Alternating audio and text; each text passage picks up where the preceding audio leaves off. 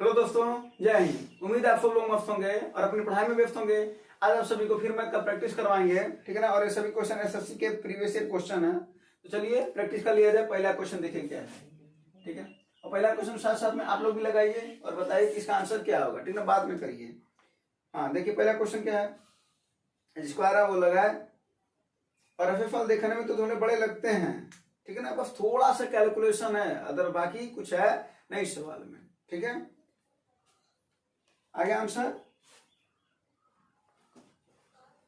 Answer आ गया? नहीं है। सवाल समझ लो क्या करा 2 सेंटीमीटर, 3 सेंटीमीटर और 4 सेंटीमीटर वाले व्यास के, यानी 2 है, 3 है और 4 सेंटीमीटर क्या दे रखा है? व्यास दे रखा है ना जी।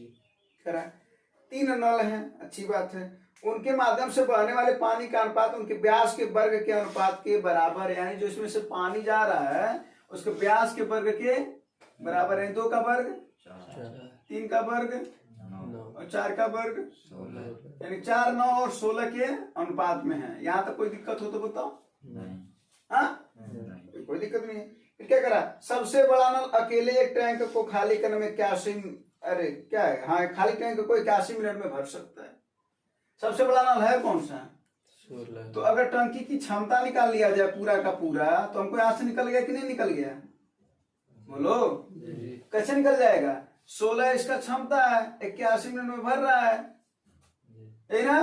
तो पूरा का पूरा टंकी की क्षमता कितना आ जाएगा? 16 गुणे 81। ये इसकी टंकी की क्या होगी क्षमता है, इस टंकी में कितना पानी आएगा? 16 गुणे 81 के बराबर आएगा, है ना आएगा। कोई दिक्कत है क्या यहाँ तक? तो अगला क्या कर रहा है, सभी नलों को एक साथ खोल दिया जाए तो टैंक को भरने में कितना समय लगेगा? तो पूरी की पूरी टंकी का जो क्षमता वो इतना है, यानी पूरा कार्य इतना है, अब बटे इनकी क्षमता, बटे इनकी वही क्या आ जाएगा? फम बराबर होता ना कार्य बटा क्षमता। तो समय बराबर कार्य अब बटा क्षमता। तो क्षमता तीनों की कितनी है? 4, 9, 13 13 16 29, यानी 16 गुणे 81 बटा 29। बोला नहीं सवाल में, बस केवल के लास्ट में एक छोटा सा कैलकुलेशन है, बाकी कुछ नहीं है ना। तो कितना आया होगा ये 16 गुणे 81 कितना आया है? 16 का नाम 16 6 आया, फिर 16 8 128 और 129, है ना।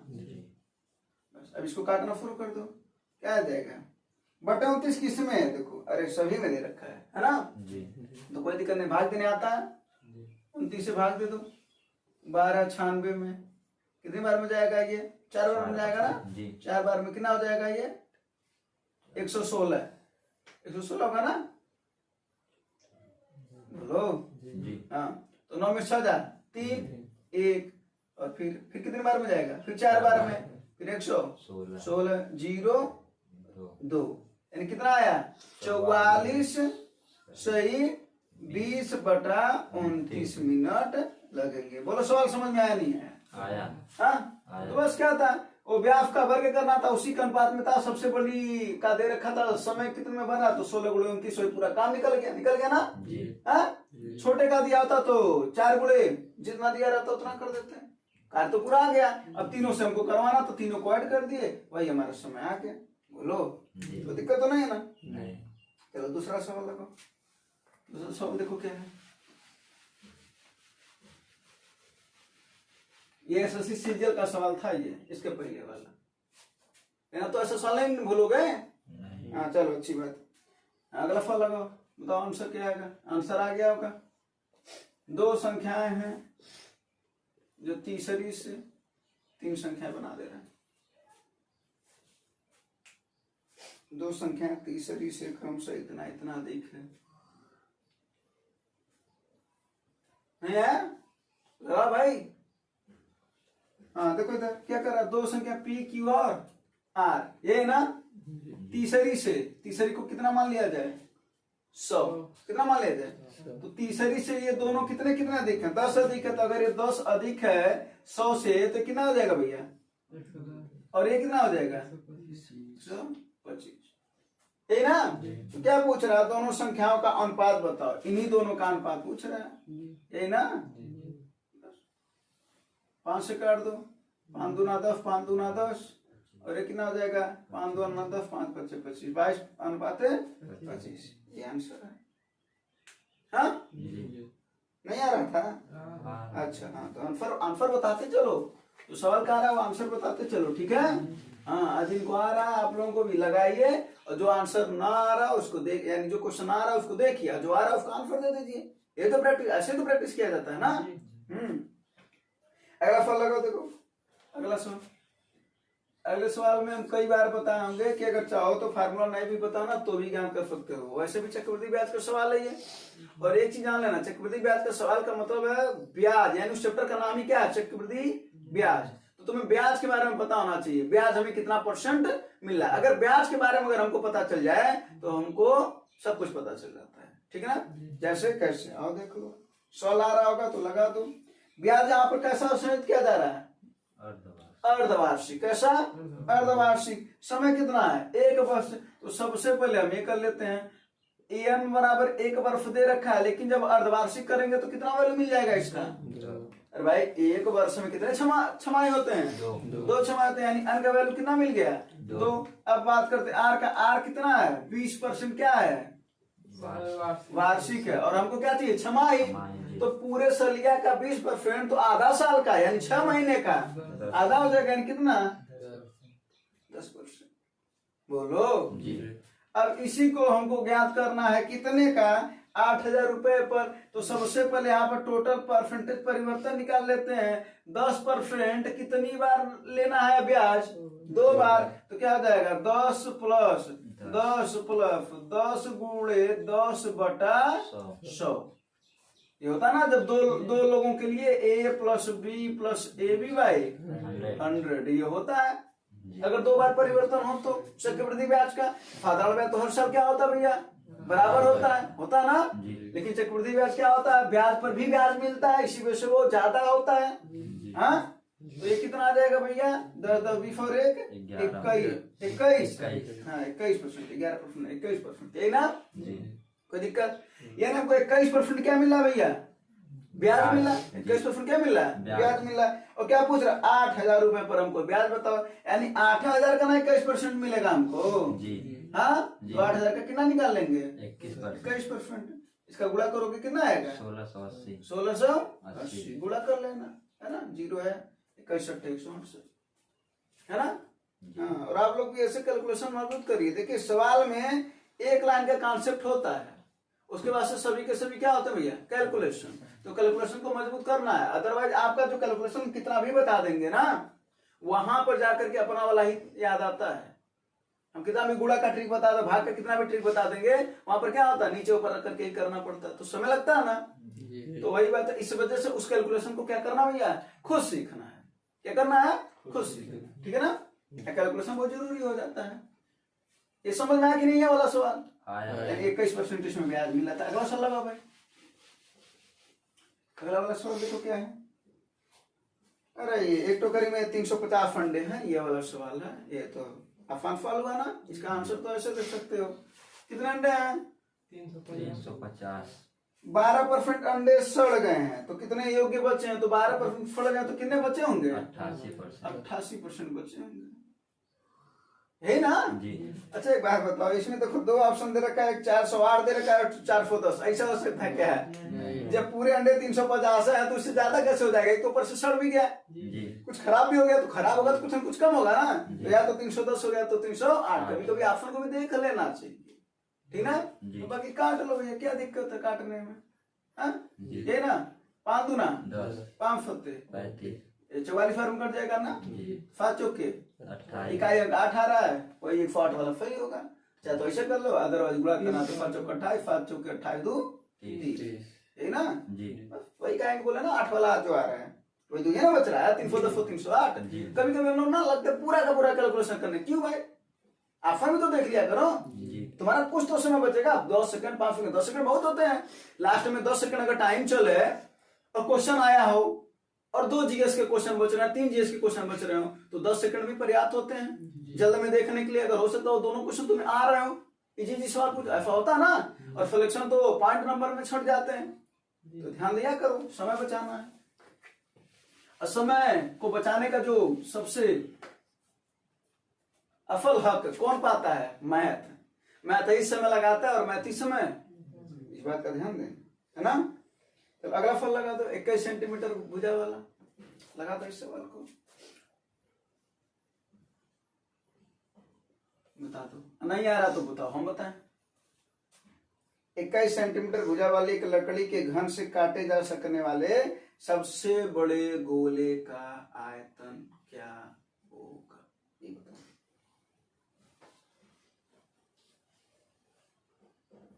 आ रहा सवाल समझ में? घन क्या होता है?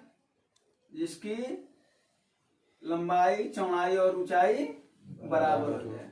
जैसे मान लो कोई एक घर बनवाए हो ना, तो घर की क्या होती है? लंबाई होती है, फिर क्या होती है? चौड़ाई होती है, और ये फिर उसकी छत की क्या होती है? होती है ना, उसमें 3 भुजा होती है ना, ऐसे करके। लो, तो एक लंबाई अगर हो गया, एक चौड़ाई हो गया, तो क्या होती है? उसकी ऊंचाई होती है, ये ना।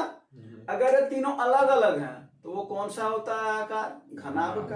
और अगर तीनों बराबर हैं तब क्या होता है भैया? घन होता है।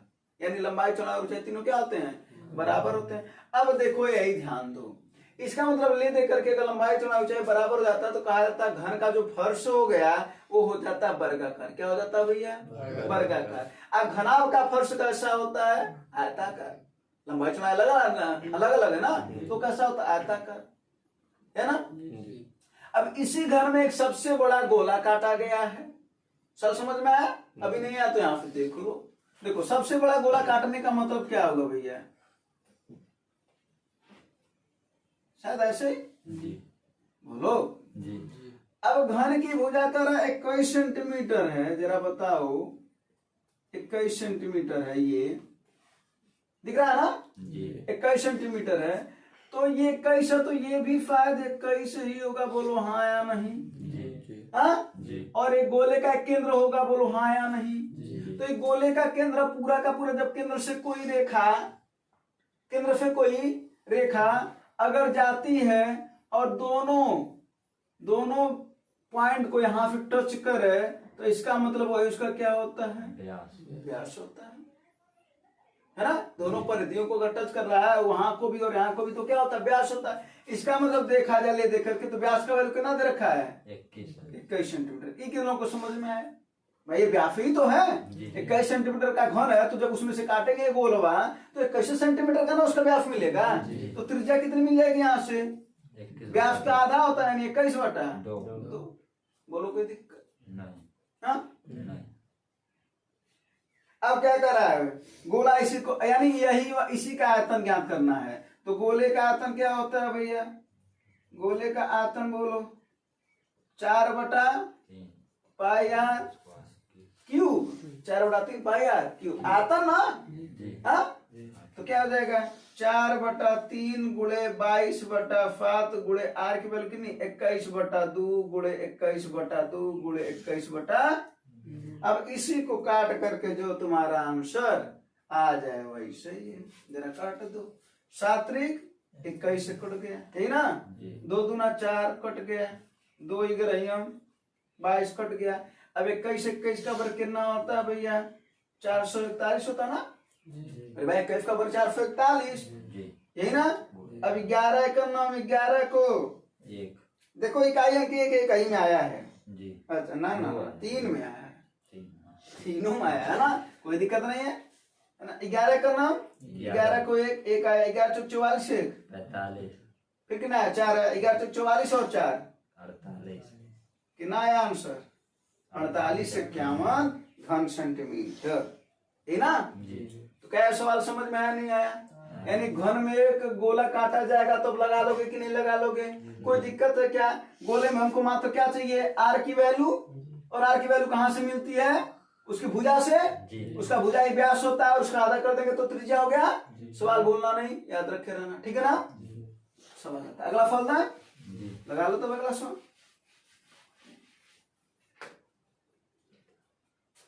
अरे ये तो देख करके आंसर मारने वाला है। करणी में कह रहा 8 प्लस करणी में आंसर बताओ इसका।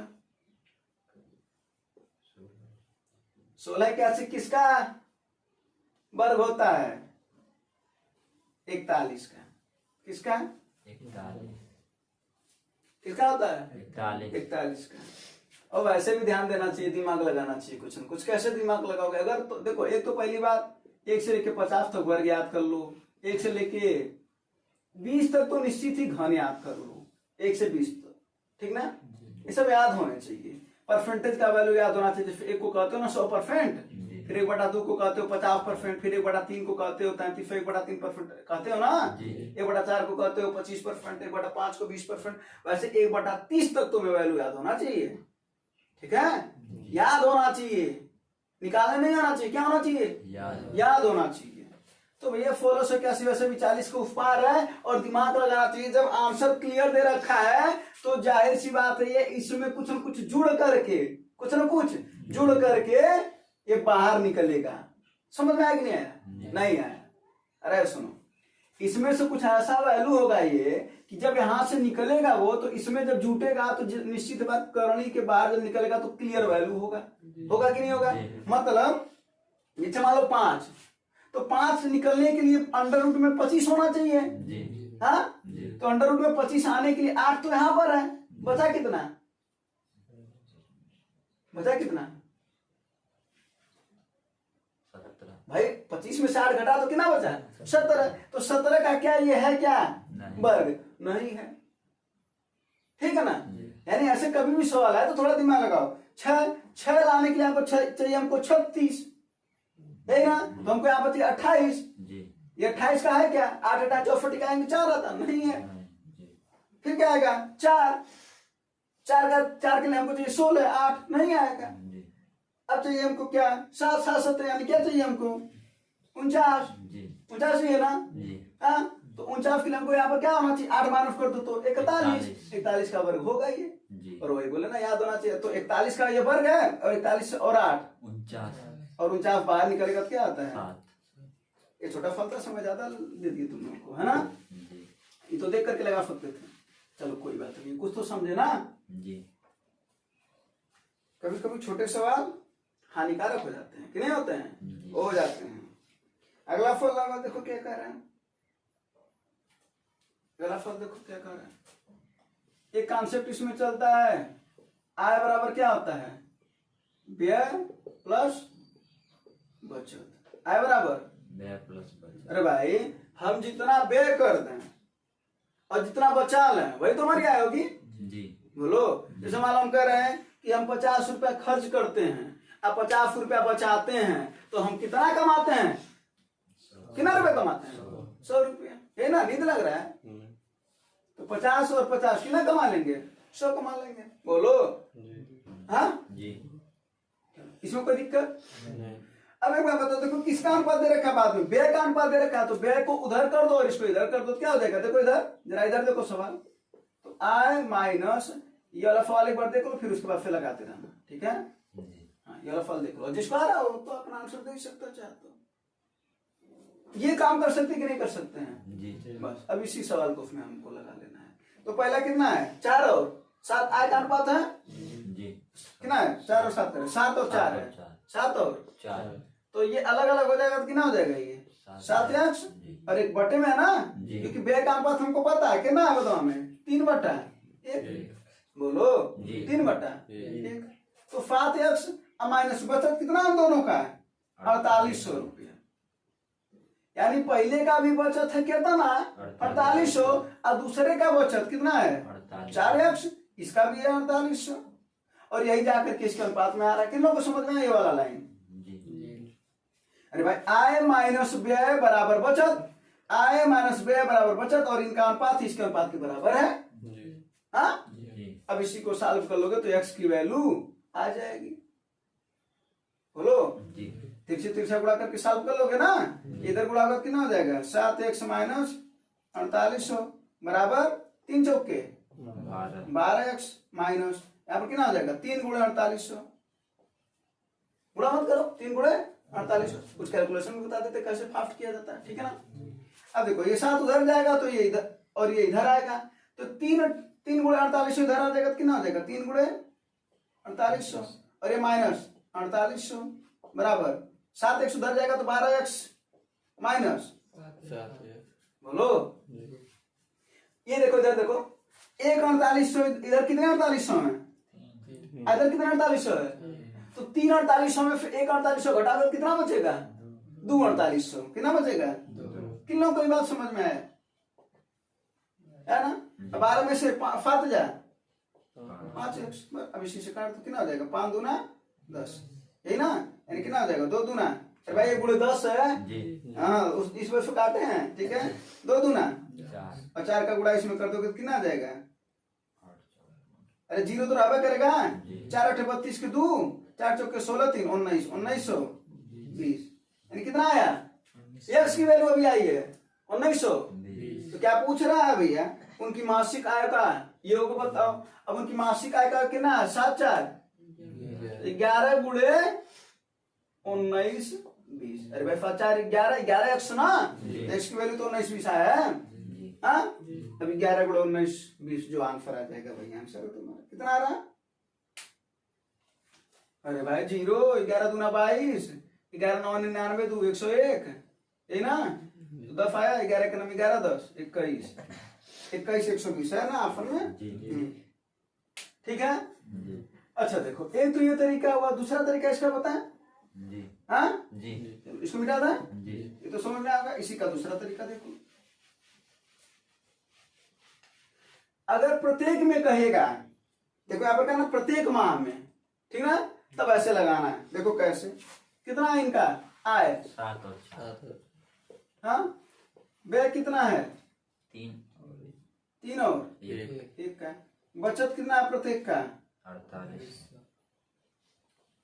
कभी कभी बचत इसका अलग दे सकता है, इसका अलग दे सकता है, तो भी कोई दिक्कत नहीं है। देखो करना क्या है, सबसे पहले इसका इसमें गुणा करो तिरछे तिरछा, और इसका इसमें गुणा करो, कितना हो जाएगा, फाते का नाम 3 चौके 12, इनका अंतर लेना है, क्या लेना है, अंतर। यानी पहला लाइन क्या करना है, 7 का 7 3 चौके 12, इसका अंतर लेना है, और अंतर कहाँ रहेगा, नीचे, कोई दिक्कत हो तो बता, हाँ अब यहाँ पर अगर अलग अलग रहता, मान लेते हैं कि ऐसा रहता, यहाँ पर रहता 3000 और इसका रहता 2000 बचत, मान लेते हैं इसे, तो इसका फिर इसमें तिरछी तिरछा गुणा करना है, और फिर उसका अंतर लेना, वो कहाँ रहेगा, वही किसका वैल्यू होगा, 1 का, किसका वैल्यू होगा, यानी जैसे 2 तिहाई अब 3 इधर जाता, ठीक ना, तो 6000 में से 3000 जा, ये किसका वैल्यू होता है, और हमको किसका वैल्यू निकालना है, उनका आय का योग है ना, तो 7 4 11 की वैल्यू निकाल लेना है। अगर पहले का आय निकालना होता तब किसकी वैल्यू निकालते हैं, 7 का, दूसरे का निकालना होता तो किसका वैल्यू निकालते हैं, 4 का, क्लियर, लेकिन आसान दे रखा है,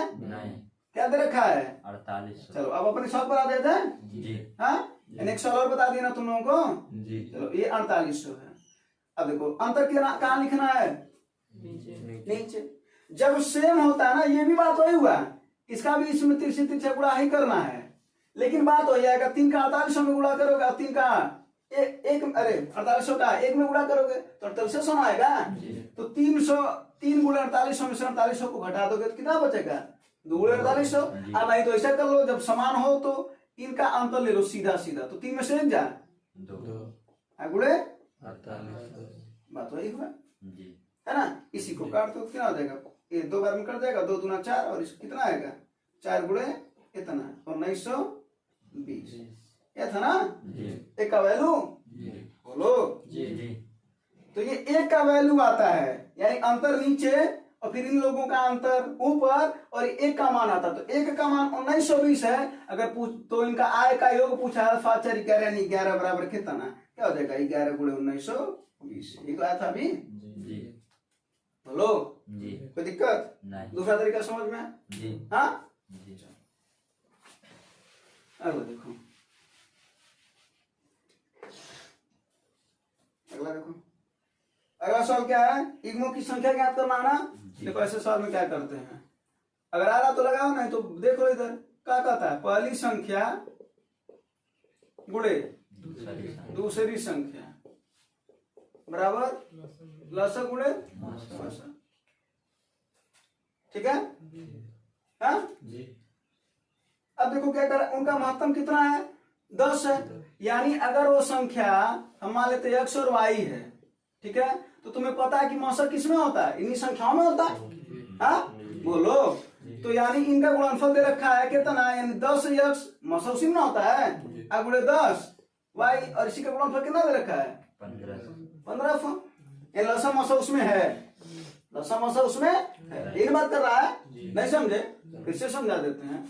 एक संख्या x है और दूसरी y है, कह रहा मौसा 10 है, तो मौसा उस संख्या में होता है, मौसा हमेशा उसी संख्या। भाई ऐसे निकालते हो ना, दो वो तो 2 और 4 और 6 का मौसा बताओ, क्या बताते हो 2, तो 2 क्यों बताते हो, क्योंकि 2 इसमें भी है, 2 इसमें भी और 2, यानी मौसा कहाँ होता है उस संख्या में होता है, ये क्लियर हो गया। तो बस यानी ये संख्या x और y ना होकर के 10x और उसी का गुणनफल दे रखा कितना ना 0 से 0 कट गया, यानी x गुणे y का वैल्यू कितना आ गया 15। अब देखो क्या करना है तुम्हें, अब ऐसे संख्याएं छाटो कि जिनका गुणनफल 15 है, तो पहले कौन होगा 1 और 15, बोलो फिर क्या हो सकता है 3 और 5, उसका नाम कुछ और हो सकता है, कहोगे जी हो सकता है 5 और 3, वो तो वही होगा ना रिपीटेशन, 3 5 15 5 15 बात है की हुआ। हाँ, और ये भी ध्यान देना, ये सब अभाज्य संख्याएं होनी चाहिए, ये सब क्या होनी चाहिए, हाँ। तो अगर क्वेश्चन पूछेगा कि ऐसे समाहित युग्मों की कुल संख्या बताओ, ठीक है, अगर कुल संख्या पूछेगा तो अभाज्य नहीं भी रहेगा तो भी चलेगा, जिसमें 15 भाज्य संख्या नहीं है, 15 भाज्य संख्या है, तो कुल युग्मों की अगर संख्या पूछेगा तो क्या कहोगे 2 है इसमें, ठीक है। और अगर अभाज्य युग्मों की संख्या बताओ तब कितना है 1, क्योंकि 3 और 5 ही तो केवल अभाज्य है। तो सवाल में ध्यान देना, तो सवाल क्या पूछ रहा है, ऐसे संभावित युग्मों की, यानी संभावित का मतलब सभी, जितना हो सके, तो जितना हो सके कितने हैं टोटल 2। अगर पूछता है अभाज्य युग्म बताओ तब कितना आंसर होता है इसका, क्लियर।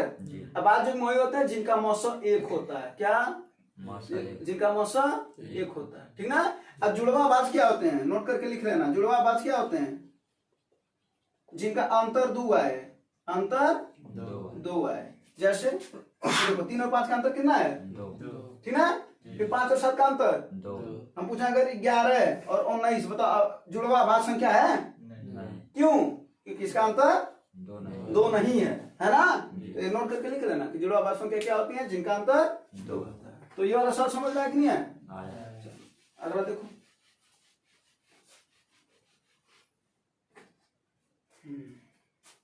अगला फल देखो, एक आदमी है 500 रुपए की मशीन खरीदता है और 1 वर्ष बाद उसे 6000 रुपए में बेच देगा, बताओ। अभी और सवाल है ना, बताओ। एक आदमी 500 रुपए में मशीन खरीदता है और 1 वर्ष बाद 6000 रुपए में बेच देता है, बताओ।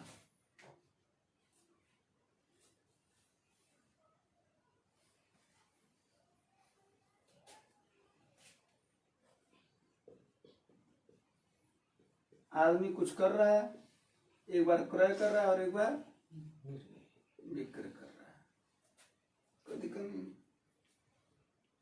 सवाल बड़ा है, बस है नहीं कुछ, ठीक है, लगाओ इस सवाल का।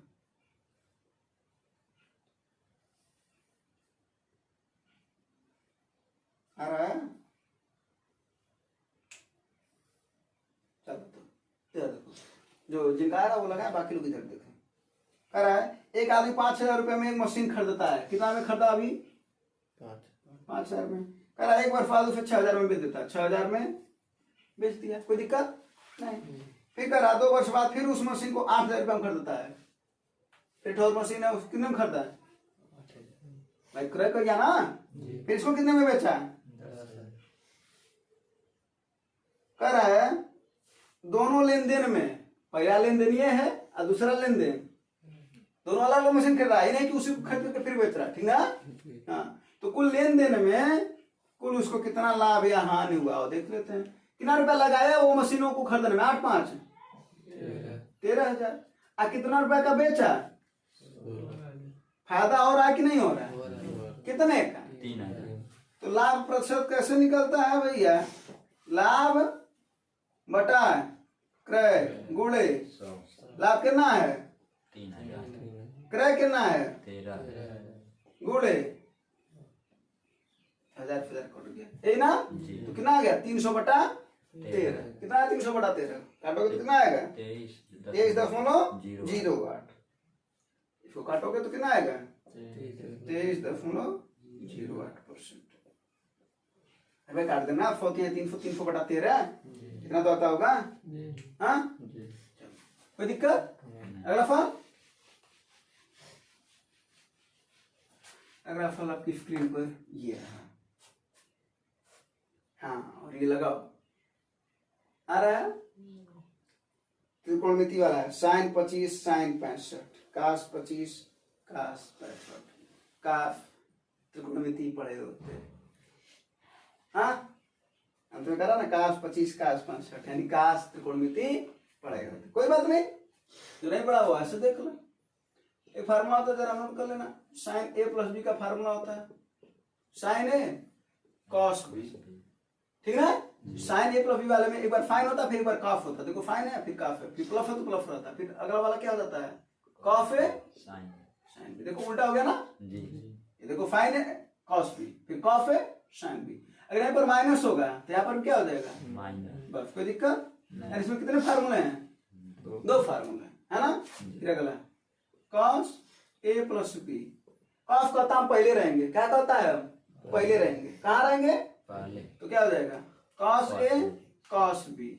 और प्लस होता ना तो माइनस हो जाता है। भाई पहले रहोगे तो कोई फायदा तुम नहीं ले लोगे, तो प्लस यहाँ पर क्या हो जाता है माइनस। तो क्या हो जाता है साइन ए। और अगर यहाँ पर प्लस है तो माइनस होता है, माइनस रहेगा तब क्या हो जाएगा। इसमें कितने फार्मूले हैं? दो। अब देखो आप सवाल को लिख लिया जाए। Sine 25 into minus cos 25 degree into cos 65।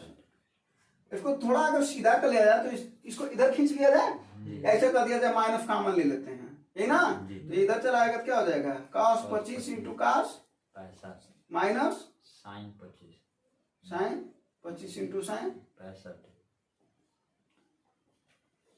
भाई माइनस कॉमन लेंगे तो ये माइनस हो जाएगा, और ये क्या हो जाता है अंदर वाला।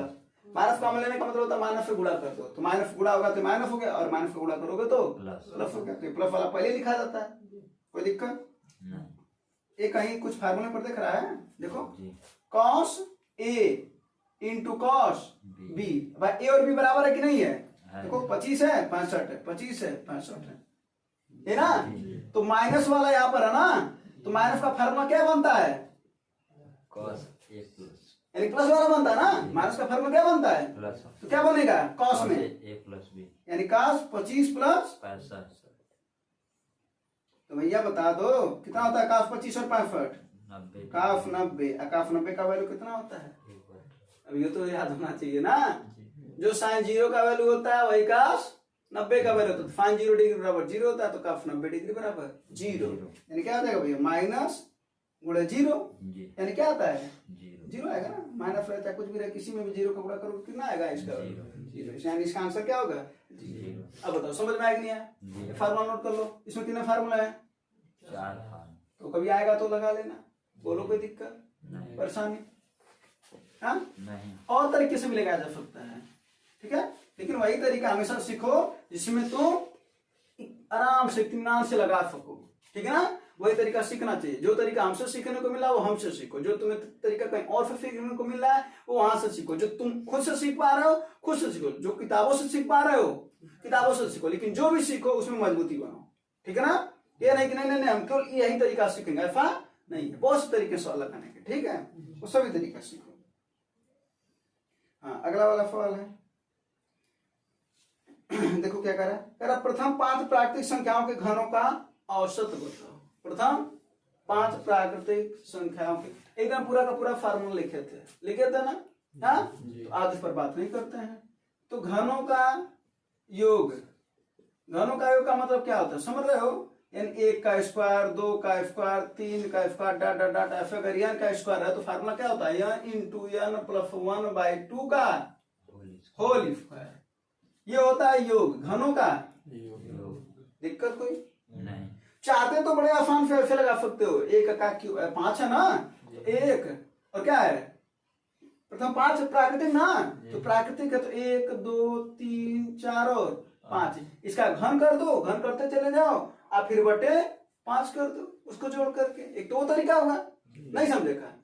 अरे भाई 1 का स्क्वायर 1 का क्यूब घन 2 का क्यूब धन 3 का क्यूब धन 4 का क्यूब धन 5 का क्यूब बटा कितनी संख्या है? 5 एक तो ये तरीका हुआ, जी बोलो जी और थोड़ा सा नट बोल्ट अगर ढीला करना है तो रिंच का इस्तेमाल कर लो, है ना, पेचकस इस्तेमाल कर लो, थोड़ा आसानी से खुल जाएगा। तो ये होता है योग का फार्मूला।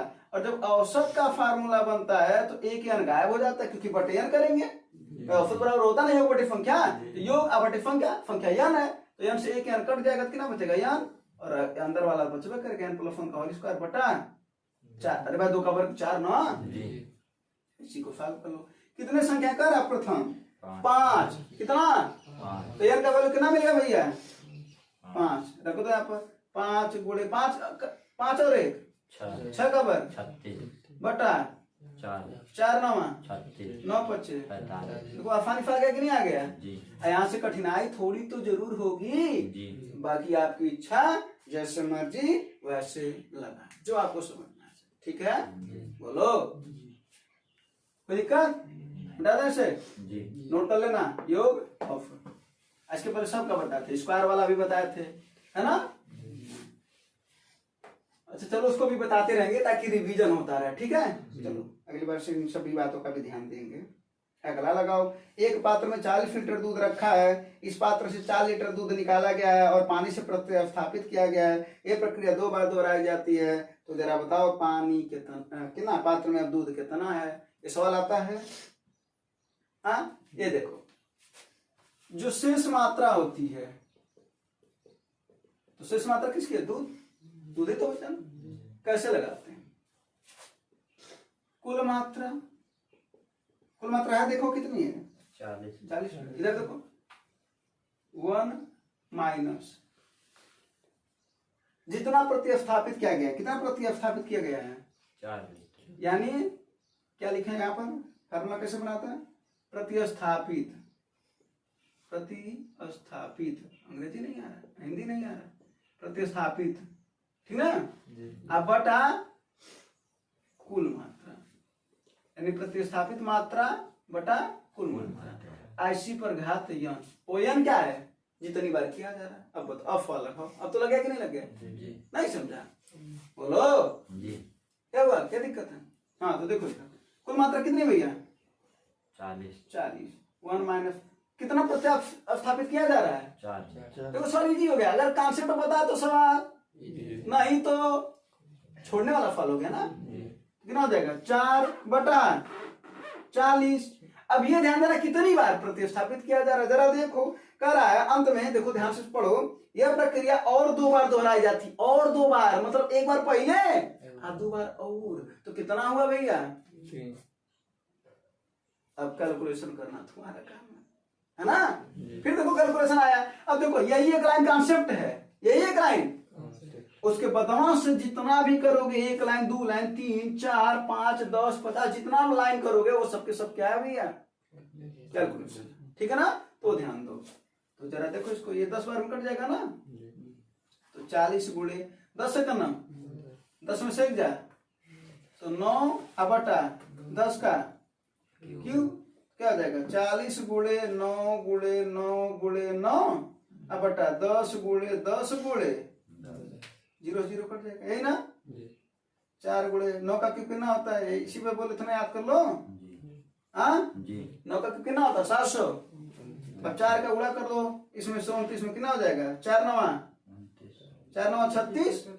हाँ 400 से कट जाएगा। अरे काटोगे तो परेशानी होगी। देखो तुम लोग ये भी गलती करते हो, 4 से अगर 25 को काट दोगे ना तो फिर 25 से काटने में इसे परेशानी होगी, तो उससे बेहतर 4 का गुणा करके 2 अंक पर दफनों झोंक देना, समझे। कभी नीचे 100 रहे 10 रहे 1000 रहे, वो बड़ी अच्छी चीज है कैलकुलेशन करने में। देखो जरा सा कैसे 4 9 एक तो ये कर रहे हो कि 4 से 25 इसको काट दिया तो क्या आ जाएगा 729 बटा 25। अब 25 से इसको काटोगे है ना, 25 दूना 50, फिर 12 से इस बचा 129 हो जाएगा, थोड़ा सा कंफ्यूजन हुआ, फिर 25 25 125 है ना। हाँ लेकिन 25 दशमलव कितना आएगा, हाँ अभी आगे देखते हैं। अच्छा 2 बचा है ना यहाँ पर 22, 25 9 जा रहा है, 29 दशमलव कुछ आएगा है ना। यहाँ पर देखो 4 9 36 को 6 3 आया, 4 दूना 8 3 1 आया, 4 7 28 और 1 बटे 4 29.16 लीटर, ठीक है ना। तो ये फार्मूला नोट कर लो। यानी ऐसे सवाल कभी बताया जाएगा तो क्या करना है, शेष मात्रा बराबर कुल मात्रा, फिर क्वेश्चन में 1 माइनस प्रतिस्थापित मात्रा बटे कुल मात्रा टू द पावर n, जितनी बार दोहराया जाए। अगर प्रक्रिया 7 बार दोहराई जाती तो 7 हो जाता भैया, कैलकुलेशन में 7 हो जाता है, यही ना। धन्यवाद।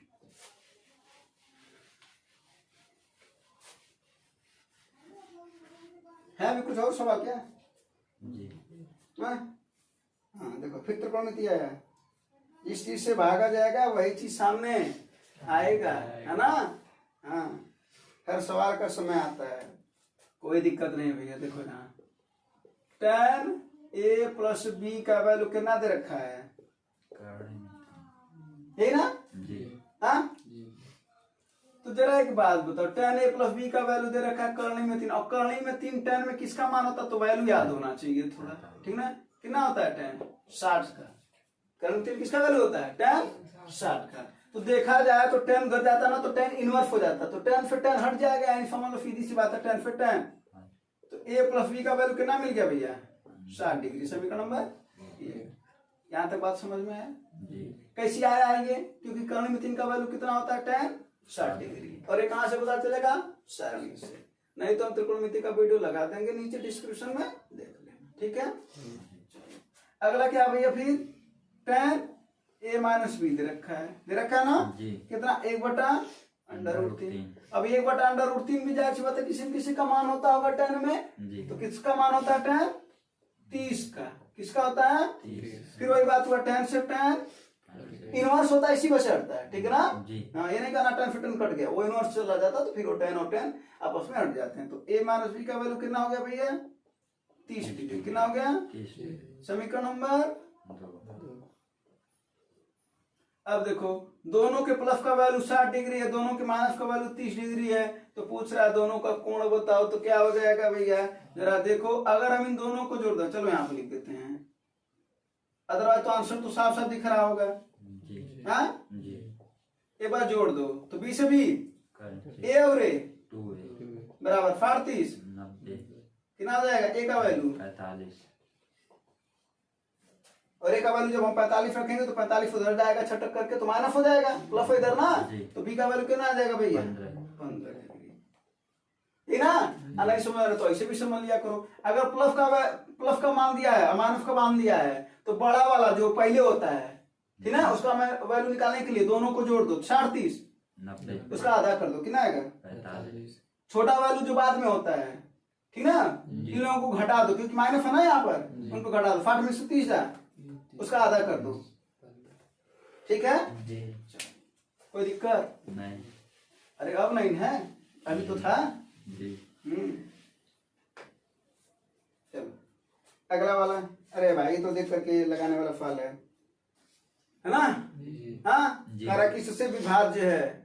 कभी भी अगर अंतिम 2 अंक, मात्र अंतिम 2 अंक अगर 4 से कट रहा है तो पूरी संख्या भी 4 से जरा देखो इसका क्या रखा, पूरा अंक लिखवा दो पहले, 57 6 9 1 1 6, इसका 2 अंक कितना है 16, तो 16 4 से कटेगा कि नहीं कटेगा, तो पूरी संख्या भी 4 से बताए थे ना। वैसे 8 का नियम क्या बताए थे, अंतिम कितना अंक देखना चाहिए, 3 अंक, कितना देखना चाहिए अंतिम 3 अंक, बोले थे ना। 3 से विभाज्य का नियम क्या बताते हैं, अंकों को जोड़ करके, अंकों को जोड़ करके क्या करो, 3 से काट दोगे, अगर वो संख्या कटेगी तो ये संख्या भी, मतलब जैसे कैसे बताइए, कटेगी कि नहीं कटेगी, तो जरा जोड़ लो, 3 2 5 9 14 1 15, कटेगा कि नहीं 3 से, ये भी कटेगा। वही 9 का नियम क्या है, इसको भी सभी अंकों को जोड़ दो, लेकिन किससे काटना, 9 से, ठीक ना। जैसे मान लो, बताओ ये कटेगा कि नहीं कटेगा, देखो 4 5 9 7 16 2 9 से कटेगा कि नहीं, ये भी कट जाएगा, यही ना। कुछ ये सब नोट कर भी लेना।